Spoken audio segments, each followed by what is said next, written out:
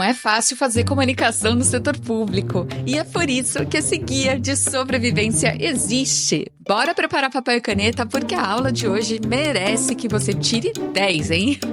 Eu sou a Aline Castro, sou jornalista, servidora pública e, acima de tudo, sou aluna. Eu vivo estudando até hoje e eu espero continuar assim por muitos e muitos anos. Se você também gosta de aprender, pode começar a participar da Associação Brasileira de Comunicação Pública. Procura lá pelo site abcpublica.org.br e vem se juntar à nossa turma. E se você quiser saber mais sobre mim, meu site é alinecastrocomunica.com.br e você também pode me adicionar lá nas redes sociais. Eu estou como @alinecastrocomunica nas principais redes. Pessoal, o papo de hoje, acho que já deu para perceber, é educação. E antes que você pense assim, nossa, não tem nada a ver comigo, eu trabalho em outra área e tal, deixa eu já te dar um spoiler. Tem tudo a ver com você, tem tudo a ver com o seu trabalho de comunicador público. E quem vai explicar tudinho pra gente é um professor, lógico, o meu colega de ABC Pública, Michel Carvalho da Silva. O Michel, galera, é doutor em Ciências Humanas e Sociais pela UFABC, mestre em Ciências da Comunicação pela USP, chefe dos Serviços de Comunicação Social da Câmara Municipal de Cubatão, São Paulo, e diretora adjunto da Regional São Paulo, da ABC Pública. E a gente vai conversar sobre educação midiática. Bom, no começo do nosso papo, eu perguntei para o Michel de onde vem esse termo, educação midiática, e qual que é a importância disso. Bom, Aline, é legal a gente falar um pouquinho, eu não quero ser muito teórico, mas essa questão da educação midiática, ela não é nova, né? A gente pensa, agora se fala muito sobre educação midiática, vários projetos de lei estão sendo aprovados em relação à educação midiática, Brasil afora, mas é algo que vem da década de 30. A Igreja Católica, já lá naquela época, já discutia sobre uma potencial manipulação da mídia, né? Então, a Igreja Católica já desenvolvia essa reflexão sobre o poder da mídia na mente das pessoas, né? De lá para cá, essa discussão ela foi mudando, enfim, a gente teve a evolução dos meios de comunicação. Então, no primeiro momento, existia aquela ideia, né, de manipulação, de efeitos da mídia na mente, no comportamento das pessoas. Com o passar do tempo, com os estudos culturais, com a ideia de mediações, com a ideia de contextos históricos, sociais, foi se pensando que a mídia está aí, ela está presente nas nossas vidas, e a gente não precisa demonizar os meios de comunicação. A gente passou a discutir isso em sala de aula. Então, no primeiro momento, foram desenvolvidos projetos de mídia educação, a chamada Media Education. Professores começaram a trabalhar com o jornal impresso em sala de aula, algumas escolas começaram a adotar rádio escola. Por exemplo, eu, no meu ensino fundamental, lá na escola estadual, professor Luiz Dáurea, a professora de língua portuguesa já trazia um jornal A Tribuna e a Tribuninha para a gente discutir, né? Entender os gêneros linguísticos, os gêneros textuais, a partir dos textos dos jornais. Então, ali também a gente já estava fazendo educação midiática sem ter essa nomenclatura, né? Algumas escolas, por exemplo, na capital de São Paulo, a gente tem uma lei chamada Lei Educom, que ela já tem alguns anos, né? Ainda na gestão da ex-prefeita Marta Suplicy, foi aprovada a Lei Educom, que ela trabalha com programas de educomunicação na rede municipal de ensino. Bom, tudo isso para falar que a educação midiática ela já vem de muito tempo, né?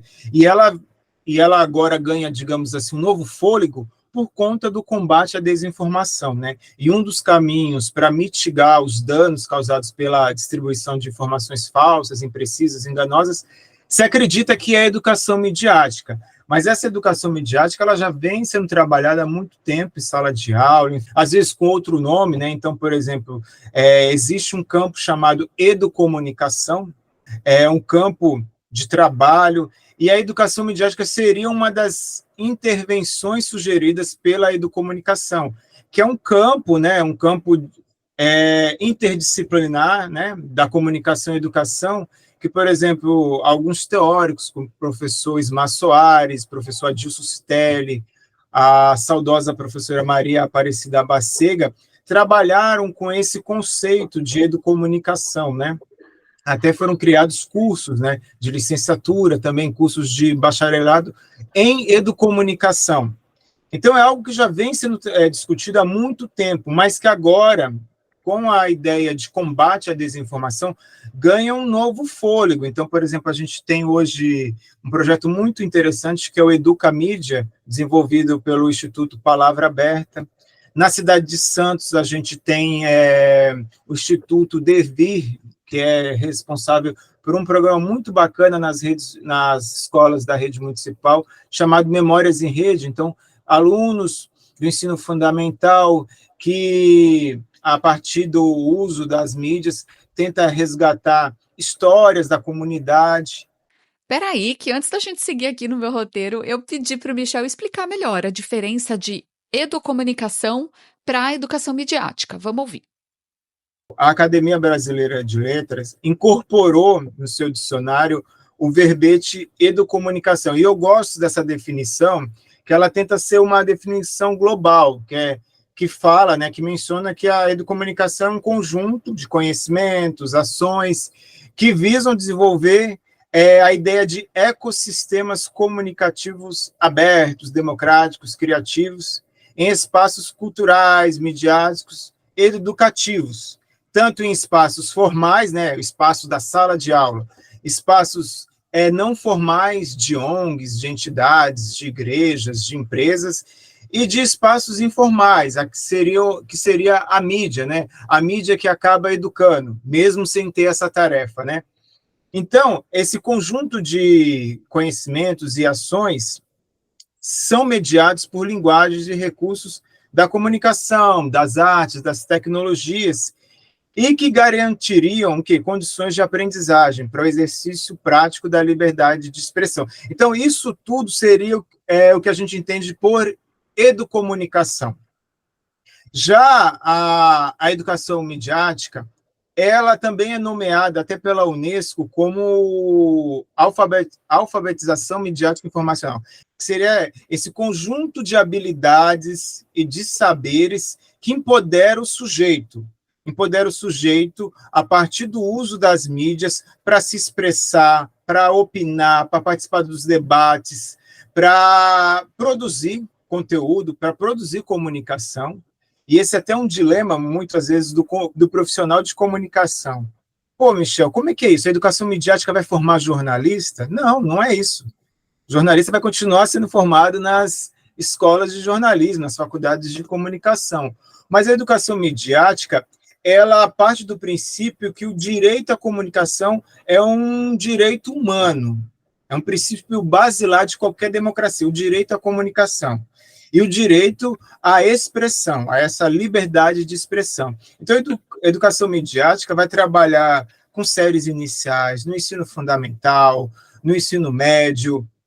Por exemplo, eu particularmente eu costumo trabalhar com educação midiática com a minha turma lá de um projeto de extensão lá na Unifesp, aqui em Santos, né? Que é um projeto de extensão. Então, a gente faz essa discussão com a educação midiática lá com os idosos. Tem gente que faz educação midiática lá na igreja, por exemplo, tem uma entidade que se chama CEPAC, que é uma entidade ligada à Igreja Católica, que vai trabalhar isso lá com as comunidades, as paróquias. Tem gente que trabalha educação midiática lá no sindicato, tem gente que trabalha com ONGs.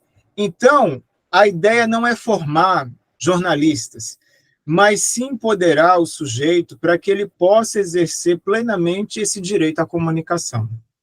E vem cá, qual que é a relação disso com comunicação pública? E também com o assunto que está tão em voga hoje em dia, né? Como inclusive o Michel já comentou, que é o combate às fake news. Eu acredito, nesse sentido, que existe um diálogo muito importante entre educação midiática, educação legislativa e comunicação pública, né? É um desafio aí para essas três áreas dialogarem.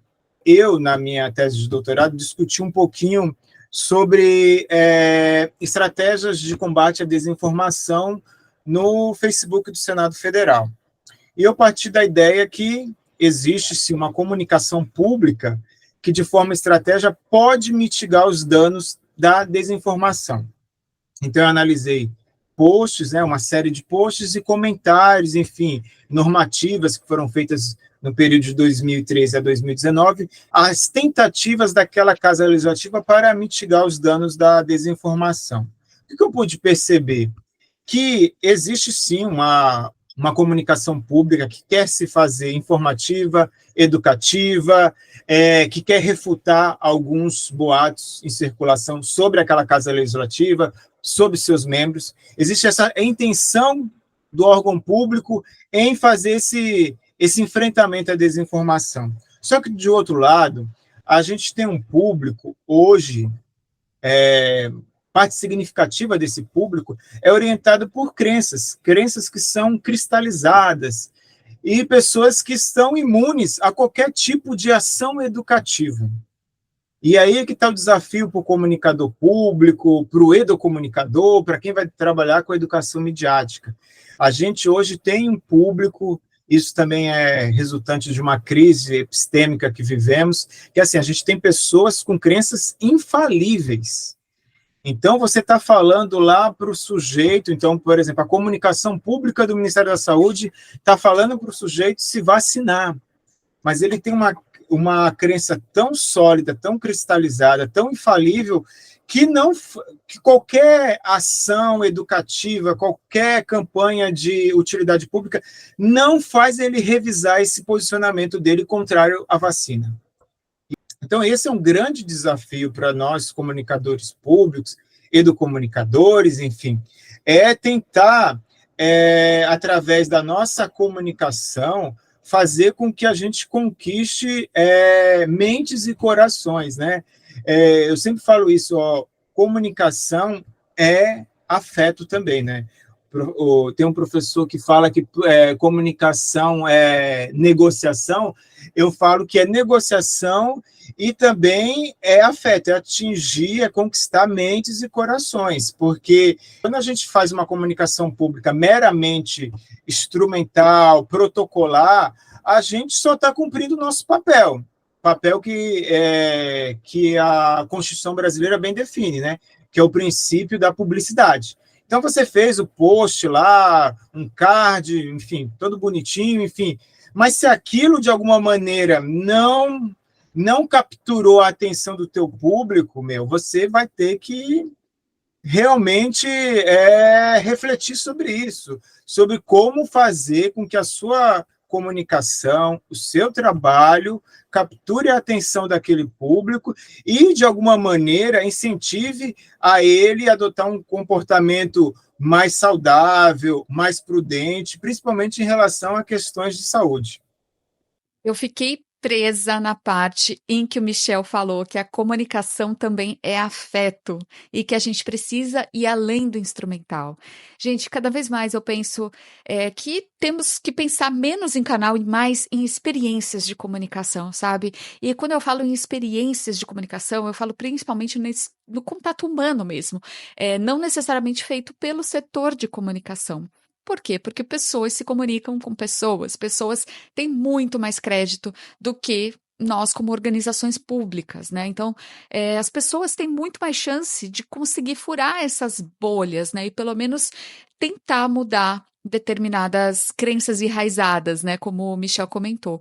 E, bom, eu comentei tudo isso com o Michel e ele complementou. Vamos ouvir. Perfeito, Aline, você falou muito bem, porque assim, por exemplo, sabe quem faz comunicação pública com excelência? Agentes de saúde. Aquele que bate na porta do usuário do SUS, que vai, toma um cafezinho, com um olho no olho, sabe? Esse aí faz comunicação pública com excelência, porque ele vai até o encontro desse usuário, né? Então, ele consegue estabelecer algum tipo de vínculo, relação, enfim. É muito mais efetivo que um post numa rede social, pode ser no Instagram, no Facebook, no TikTok, enfim. Então, realmente, é preciso sair um pouco ideia muito normativa e instrumental de comunicação pública, uma comunicação pública que se conecte, né? Crie conexões. Pode até ser que não precisa fazer isso que o agente de saúde faz, que eu acho que isso é um estágio ainda muito sofisticado mesmo, a gente ter, hoje mesmo, a gente está com uma crise aí de dengue, tem cidades que não tem nem agente de endemias para ir na casa das pessoas, então, às vezes, tem cidades menores que nem tem esse profissional. Mas é possível fazer conexões, mesmo nas redes sociais. Eu acho que um grande exemplo que eu gosto muito é da CPTM, meu. O Instagram deles é muito interessante, consegue se conectar, né? Então, tem postagens mais bem-humoradas, mais despojadas. E, assim, pelos comentários que a gente vê no Instagram, principalmente, a gente vê uma grande receptividade do público em relação ao conteúdo produzido. Então, consegue se conectar. É até uma coisa normal falar assim, olha, eu não acredito que eu me tornei fã de um perfil de uma empresa de trens, né? As pessoas não conseguem entender porque criam essa conexão com esse perfil. E aí você vai procurar entender, essa comunicação mais afetuosa, né, que procura se conectar com o dia a dia das pessoas, né, que as pessoas, assim, tenham aquele prazer de compartilhar. É interessante, por exemplo, eu me vejo compartilhando post da CPTM, assim, em grupo de família, porque eu já virei fã, então, de alguma maneira, mesmo eu sendo um profissional, aquilo me conecta a eles, né? O bom humor, principalmente mostrar os profissionais, né? Então, esses dias mostraram uma profissional que é responsável pela manutenção, e ela explicando de forma didática como é que é a manutenção dos trens da CPTM. Então, de alguma maneira, isso é até uma devolutiva para você que é usuário da CPTM. Olha, a passagem que eu pago aqui ajuda a custear esse tipo de serviço, que é feito desta maneira, né? Eu concordo com o Michel que o bom humor, a leveza, o uso de memes mesmo, né? Tudo isso hoje pode ser instrumento para a gente se conectar, se aproximar realmente das pessoas. Eu acho que se a gente souber usar isso, pode dar mesmo muito certo e pode ajudar a gente não só a informar, mas formar pessoas de alguma forma, né? Bom, mas eu quis reforçar um pouquinho o tópico do combate à desinformação e como a educação midiática pode fazer isso. Então, ouve com atenção, porque o Michel trouxe exemplos práticos, inclusive. Olha só que legal. Interessante, Aline, porque, assim, por exemplo, recentemente o Tribunal Superior Eleitoral criou como é que é? Centro Integrado de Enfrentamento à Desinformação e Defesa da Democracia, é isso, um nome pomposo para o combate à desinformação. Principalmente o Tribunal Superior Eleitoral, que agora a gente vai ter eleições municipais, então, assim, existe uma grande expectativa que, assim, seja uma eleição tomada por deepfakes, enfim, por vídeos e áudios, enfim, manipulados por inteligência artificial. Então, existe um grande temor dentro do Tribunal Superior Eleitoral em relação aos danos que podem ser causados pela desinformação. Então, eles criaram esse centro, né, que reúne vários pesquisadores, entidades, para se pensar como combater a desinformação. E todos, de alguma maneira, falam da educação midiática, que é tentar desenvolver essas competências midiáticas para que, por exemplo, o eleitor consiga identificar um conteúdo falso, impreciso, enganoso. Então, seria uma das vertentes da educação midiática, né? Então, assim, subsidiar esse cidadão para que ele, né, acabe se empoderando para que ele possa realmente identificar conteúdos enganosos. Outra questão, através de plataformas digitais, a gente possa também elevar o grau de conhecimento desse cidadão a respeito dos conhecimentos do Estado, como que opera as instituições, como que o poder é distribuído entre as diferentes instituições, né? O que cabe ao executivo, o que cabe ao legislativo, o que cabe ao judiciário, porque, assim, principalmente em períodos eleitorais, o debate público é tomado pelo senso comum, e não, a gente não tem um debate político denso, qualificado. Então, é possível a gente, a partir da educação midiática, tentar qualificar esse debate. Então, por exemplo, em alguma das minhas oficinas de educação midiática com os idosos, eu faço, por exemplo, eles enviarem uma pergunta pela lei de acesso à informação. Então, eles vão aprender a utilizar a lei de acesso à informação. Então, a tarefa de casa é, primeiro, entender o que é a lei, entender o que são os órgãos, e depois enviar um questionamento, enfim, um pedido de resposta pela lei de acesso à informação. Então, para fazer isso, é até simples, né? Você explica lá, entra aqui no site da prefeitura, da Câmara, faz assim, assim, assim. Isso é fácil, né? Isso é uma coisa operacional. Mas o trabalho anterior, que é o mais importante, discutir, o buraco na sua rua, cabe à prefeitura, à Secretaria de Obras, de Manutenção Urbana. Então, assim, fazer esse debate anterior também está dentro do bojo das questões debatidas pela educação midiática, né? Então, por isso que o professor David Buckham, ele fala muito assim, a ideia da educação midiática não é instrumental, porque, assim, existem coisas que são até intuitivas. Você dá um celular para um adolescente, ele vai se virar realmente. Agora, será que ele vai fazer uso crítico e responsável daquele celular? Ele vai conseguir, por exemplo, enviar uma demanda dele, da comunidade dele, do bairro dele, à prefeitura, à Câmara Municipal? Então, é isso. Eu acho que a educação midiática ela tem muito a contribuir nessa ideia de qualificar o debate público, nessa ideia de empoderamento do cidadão. Quando a gente fala de educação, a gente pensa em quê? Em escolas, não é, gente?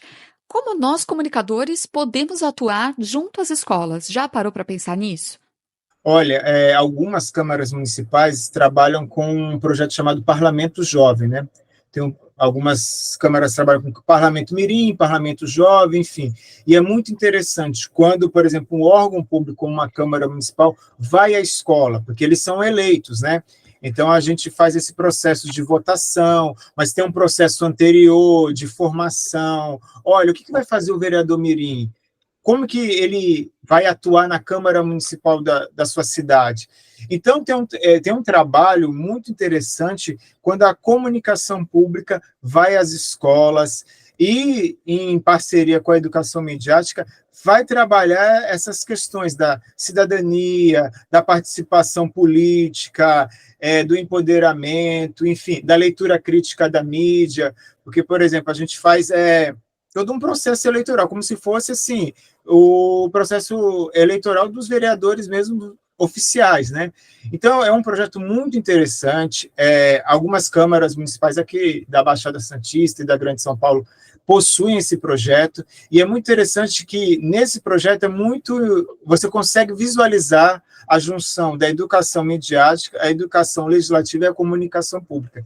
Esses três campos trabalham em parceria para desenvolver essa ideia de cidadania ativa, né? Pensando que esse jovem de hoje, ele vai ser o eleitor de amanhã, ele vai ser a pessoa que vai querer participar dos processos decisórios da sua comunidade, do seu bairro, da sua cidade, do seu estado, do seu país.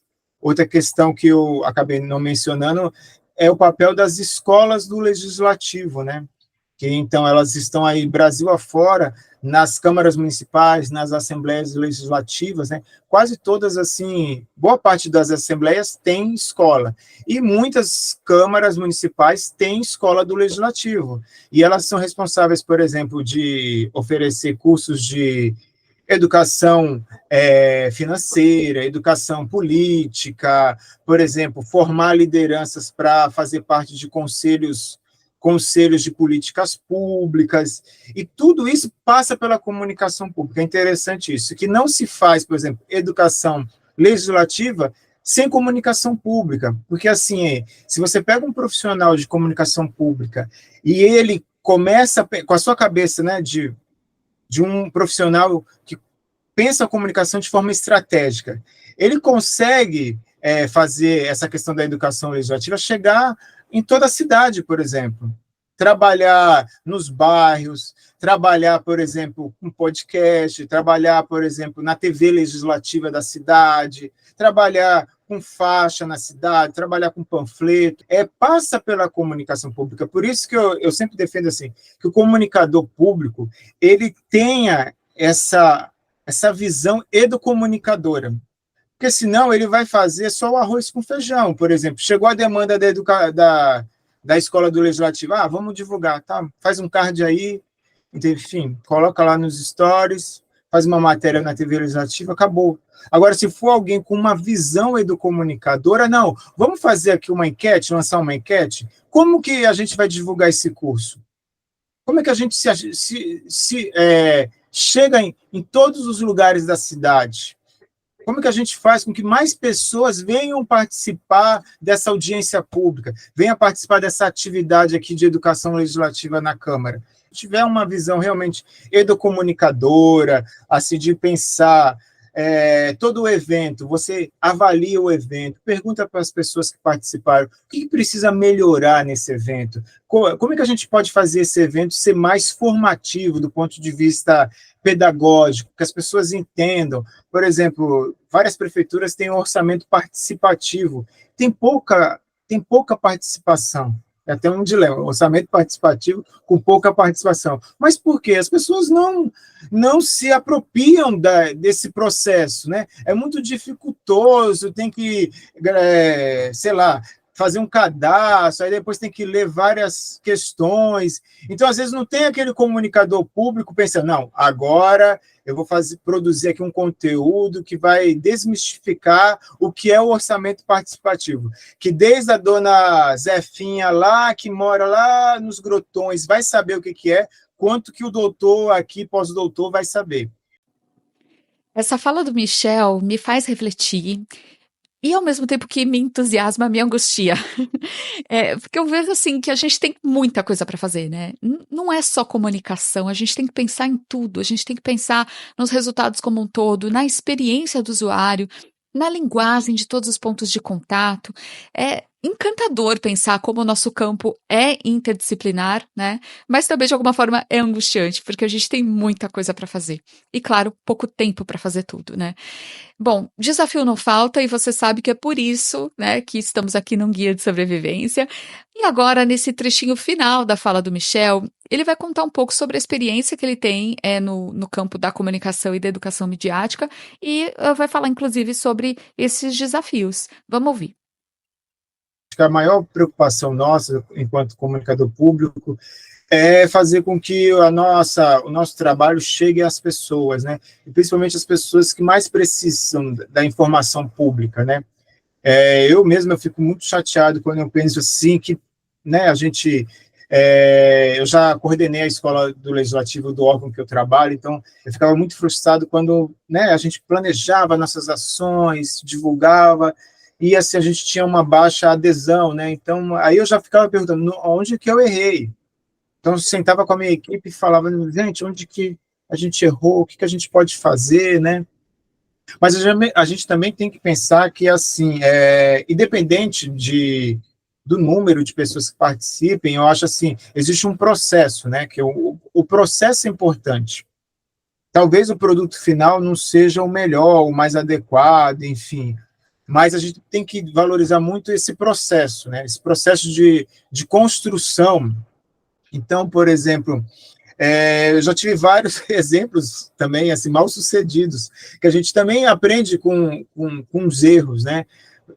Pensar assim, olha, vou fazer aqui um blog, por exemplo, de participação popular para idosos. Aí teve baixa adesão, enfim. Só que, por exemplo, eu já trabalhei com idosos, por exemplo, com radionovela. Foi tão interessante trabalhar com radionovela com eles. Então, eles tinham que montar uma radionovela, fazia toda a questão da sonoplastia, enfim, era algo que eles acabaram se conectando com isso. Então, é entender muito bem a estratégia, o formato, a linguagem e o suporte tecnológico. Por exemplo, não virou blog, mas a radionovela virou. Então, isso também vai muito da sensibilidade, de quem está à frente e de conhecer o seu público. Eu gosto sempre de fazer pesquisa, conversar com as pessoas, né? Sempre fazer um levantamento sobre a dieta midiática do público que acessa as nossas redes. Então, o que as pessoas hoje utilizam, né? Então, por exemplo, hoje ainda se investe muito em TV aberta, rádio, mas, por exemplo, às vezes aquela localidade precisa de um grande, o quê? De uma faixa, de um outdoor, de panfleto, ou seja, sei lá, olho no olho, como eu falei do agente de saúde, né? Então a gente precisa conhecer muito bem esse público, essa pessoa que está disposta, que é um público em potencial das escolas do legislativo, por exemplo. Muito bem, minha conversa com o Michel rendeu muito, gente. Eu espero que tenha servido para te mostrar que nosso trabalho de comunicação tem mais a ver com educação do que a gente imagina no primeiro momento.